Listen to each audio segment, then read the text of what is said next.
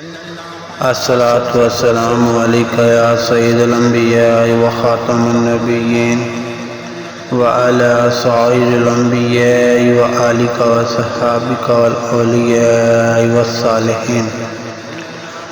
حضرت ابو ہریرہ بیان کرتے ہیں، حضور نبی کریم محمد مصطفیٰ صلی اللہ علیہ وآلہ وسلم نے فرمایا، بے شک اللہ سبحانہ و تعالیٰ فرماتا ہے، اے انسان میری عبادت کے لیے فارغ ہو جا، میں تیرے دل کو مالداری قناعت سے بھر دوں گا اور تیری محتاجی ختم کر دوں گا، اور اگر تو ایسے نہیں کرے گا تو میں تمہیں کاموں میں مصروف کر دوں گا اور تیری محتاجی ختم نہیں کروں گا۔